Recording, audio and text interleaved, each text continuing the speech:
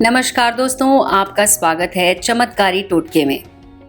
महाभारत को सच साबित करने वाले सबूत। महाभारत को काल्पनिक मानने वाले इस वीडियो को ना देखें। दोस्तों, महाभारत हिंदुओं का एक प्रमुख काव्य ग्रंथ है। ये काव्य ग्रंथ भारत का अनुपम धार्मिक, पौराणिक, ऐतिहासिक और दार्शनिक ग्रंथ है। ये विश्व का सबसे लंबा साहित्यिक ग्रंथ और महाकाव्य है। हिंदू धर्म के मुख्यतम ग्रंथों में से एक है। इस ग्रंथ को हिंदू धर्म में पंचम वेद माना जाता है।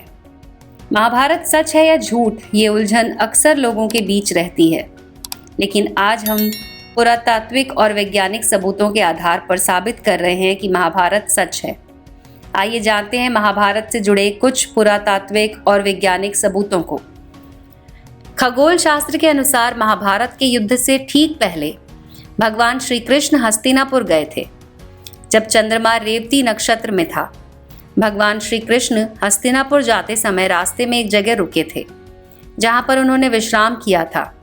उस जगह का नाम वृक्षथला था और उस दिन चंद्रमा बहरानी नक्षत्र में था। जिस दिन दुर्योधन ने श्री कृष्ण के सारे प्रयासों को नजरअंदाज करके मुख मोड़ लिया था, उस समय चंद्रमा पुष्य नक्षत्र में था। इंडियन एस्ट्रोनॉमिकल कैलकुलेशन से हम उस समय की घटनाओं की डेट्स का पता लगा चुके हैं, जिस दिन वो सब घटनाएं घटी थी। और दोस्तों, कुरुक्षेत्र में होने वाली तबाही और पुरातात्विक विशेषज्ञों के अनुसार वहां की जमीन लाल पाई गई। वहां पर लोहे से बने तीर और भालों को जमीन में गड़ा पाया गया, जिनकी जांच पड़ताल करने के बाद 2800 ईस्वी पूर्व का बताया गया, जो कि महाभारत के समय का काल है। ये जगह कुरुक्षेत्र यानी कि हरियाणा राज्य में है। ब्रह्मास्त्र आज का न्यूक्लियर हथियार है। महाभारत काल में ब्रह्मास्त्र का उपयोग किया जाता था, जो भयानक तबाही लाने के लिए कुछ जाने माने लोगों के पास था। ये अस्त्र धर्म और सत्य को बनाए रखने के लिए ब्रह्मा द्वारा बनाया गया एक बहुत ही विनाशकारी परमाणु हथियार था। यह हथियार अचूक और भयंकर अस्त्र होता था। इस हथियार को दूसरे ब्रह्मास्त्र से ही रोका जा सकता था। और रामायण में भी लक्ष्मण जब मेघनाद पर ब्रह्मास्त्र से प्रहार करते हैं, तो भगवान श्री राम ने लक्ष्मण को ये कहकर रोक दिया था कि इसका समय अभी नहीं है, क्योंकि ये सारी लंका को तबाह कर देगा, जिसकी वजह से बेकसूर लोगों की जान चली जाएगी। यह हथियार रामायण में लक्ष्मण और विभीषण के पास था। महाभारत में द्रोणाचार्य, कृष्ण, अश्वत्थामा, प्रद्युम्न, कर्ण, अर्जुन और युधिष्ठिर के पास था।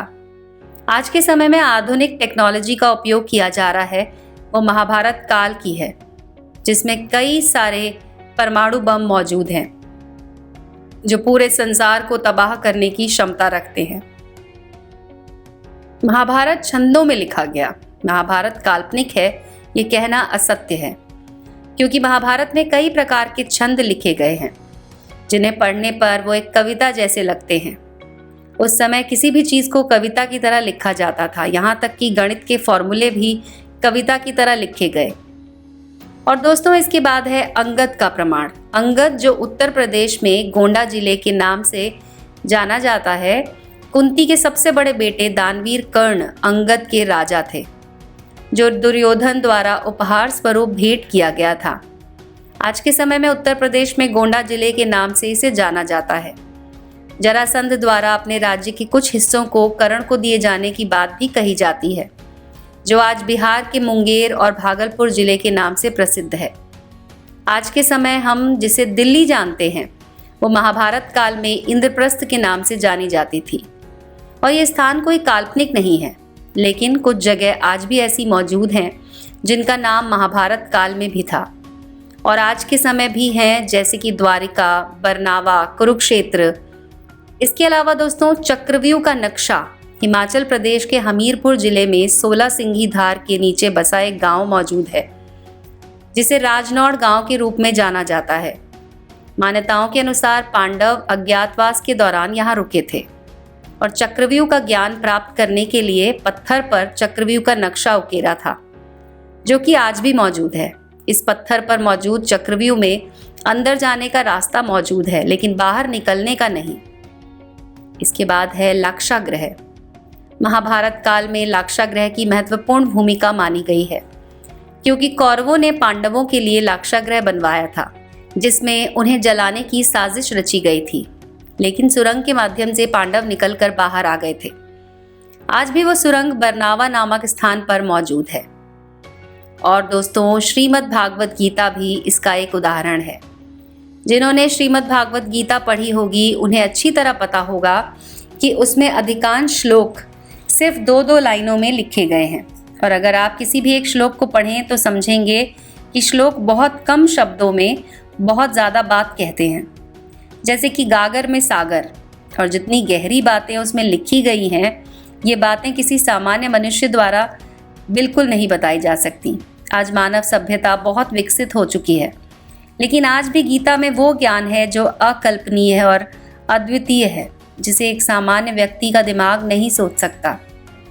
कोई महान पुरुष या भगवान ही कह सकता है। और ये इस बात का सबूत है कि भगवान श्री कृष्ण थे और उन्होंने गीता का संवाद अर्जुन के साथ किया था, तो अर्जुन भी थे, और अर्जुन थे तो पांडव भी थे, और पांडव थे तो महाभारत भी हुई थी। इसके बाद है द्वारिका नगरी। इस बात से तो हम सब परिचित हैं कि भगवान श्री कृष्ण द्वारिका के राजा थे। महाभारत में इस बात का उल्लेख मिलता है कि यह नगरी जलमग्न हो गई थी। पुरातत्व विभाग को गुजरात के पास समुद्र के नीचे एक पुराना शहर मिला है और इसके प्रमाणों से पता चलता है कि वही है द्वारिका नगरी, जिसका उल्लेख महाभारत में भी किया गया। समुद्र में मिले इस अवशेष से साबित होता है कि द्वारिका कोई काल्पनिक शहर नहीं बल्कि एक वास्तविक शहर है। और महाभारत का राजवंश राजा मनु से शुरू होता है और इस ग्रंथ में 50 से भी ज्यादा वंशों का वर्णन है। धृतराष्ट्र और पांडु भी इसी वंश के थे। महाभारत अगर एक कथा होती तो लेखक सिर्फ 5 या 10 की ही राजवंशों का वर्णन कर पाता। अगर वो बुद्धिमान होता तो 15 वंशों का, चलो मान लीजिए कि 20 वंशों का वर्णन करता, मगर यहाँ तो 50 से ज्यादा राजवंशों का वर्णन किया गया है। इतने राजवंशों की कहानी और उनको एक किताब में समेटना एक काल्पनिक कहानी के आधार से बिल्कुल भी संभव नहीं है। और दोस्तों, अंत में है जरासंध का अखाड़ा।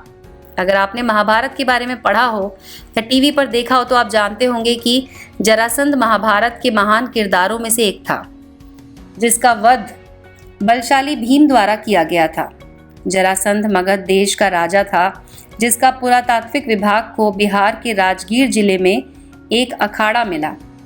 वो वही जगह है जहां भीम ने जरासंध को मारा था। इस समय वो पर्यटकों के लिए एक दिलचस्प जगह है और आकर्षण का केंद्र बना हुआ है।